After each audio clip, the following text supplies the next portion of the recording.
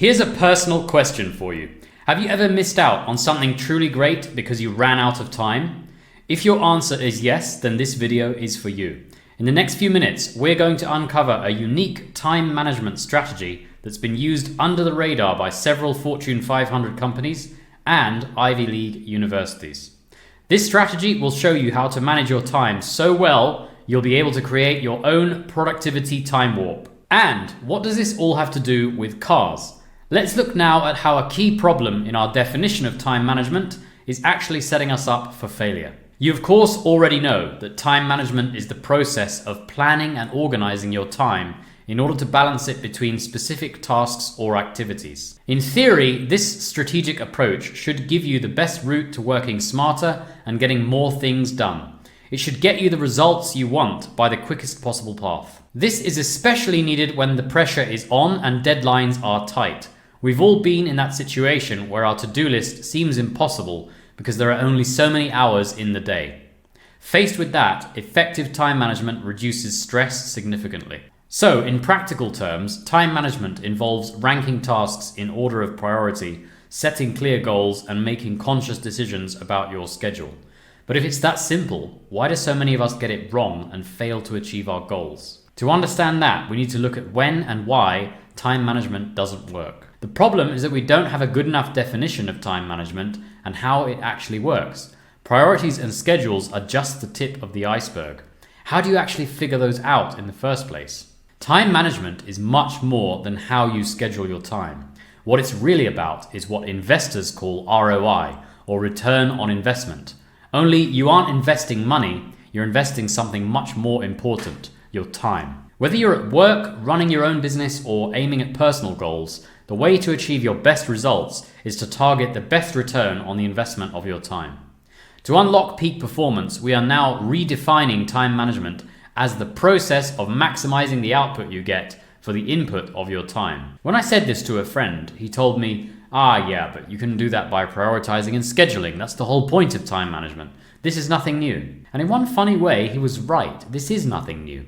There's actually a 47-year-old secret behind all of this. And until very recently, it's been hidden behind the closed doors of some of the world's most successful companies. And you can use this secret yourself to maximize the output you get for your time, which will make you a true master of time management. Let's see how. The secret to getting extraordinary results from your time input is made up of 4 powerful steps. The first step involves getting to know your tasks. Every task that needs time management is complex, and that complexity means that every task has several different components that make it up as a whole.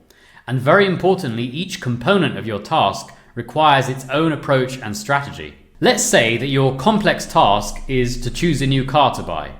Well, there are lots of components in that task. For example, you need to research the options. You'll need to gather information about the different models and features that are available on the market. That's one component. You'll also need to consider some creative angles. Where is car technology going in the future? Will you get a car that runs on traditional gas, a hybrid, an EV? These are all scenarios to play through in your head, and you'll need to use your imagination to picture how your new car will fit into your future, because nothing is certain. Do you even need a new car at all? There's nothing wrong with asking challenging and creative questions. And once you have lots of options laid out, you'll need to compare them. What are the criteria that are most important to you for comparing different cars? Is it speed, reliability, fuel efficiency? There are so many criteria you could compare on that the comparison itself will be one of the largest components of this task. The more you think about it, the more you'll realize how many components there actually are. Budget, customization options, brand reputation, price negotiation, I can go on forever. The key point is this task has a lot of moving parts, and each part has its own skill requirements that must be met if you want to complete the whole task successfully. Gathering information on options requires research skills. Predicting the impact of future technology requires imagination and interpretation skills. Making reliable comparisons between different car models requires judgment and discernment skills. So to complete step 1, you need to fully understand all the components of your task and the mental skill sets they require. One of the most powerful things to realize is that just like tasks, we can break our own heads down into components too. And don't worry, we're not cutting anyone open here. Our brains contain all the components of thinking, and with the right tools, we can actually see them. These are the mental skill sets we just referred to in step 1. Research, imagination, interpretation, judgment, discernment.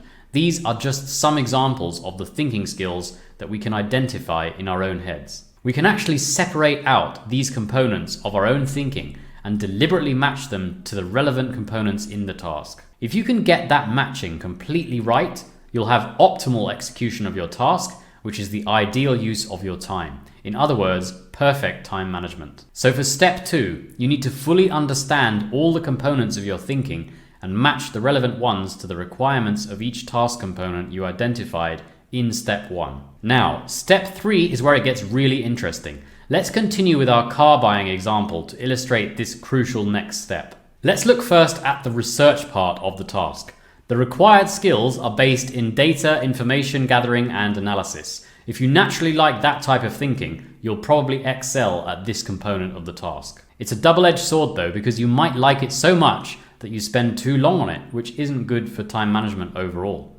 There's always a given point where the return on time investment starts to decline, and that's when you should move on. If you don't move on, it's poor time management. Of course, there's also a risk associated with you not liking this particular type of thinking. If you aren't so inclined towards data and analysis, you might gloss over this part of the task, which means you risk missing some really crucial details. Just as over-allocation of time is poor time management, under-allocation of time is also poor time management. Now, consider the part where the future of car technology needs to be considered. This component requires a creative thinking approach. If you're naturally imaginative and visionary, you might thrive at this, and perhaps you might even spend too long on it. Again, this brings a risk of over-allocation of time. If you don't have a natural preference for imagination and creativity, there can be a risk of under-allocation of time on this task component.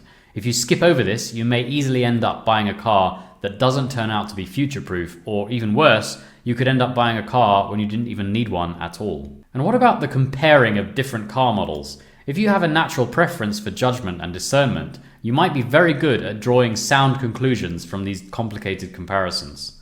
You just need to be aware that being too keen on coming to a decision could mean that you reach the wrong one, which is not just a failure of time management, but also a failure of the task itself. On the other hand, if you don't naturally prefer this kind of thinking, you might end up considering details and options for too long and never reach a decision, which would be a classic time management mistake. In step 3, we realize that our own natural thinking preferences determine our benefits and risks when it comes to our time management. Now, in step 4, we'll take all of this important groundwork and implement it in the real world.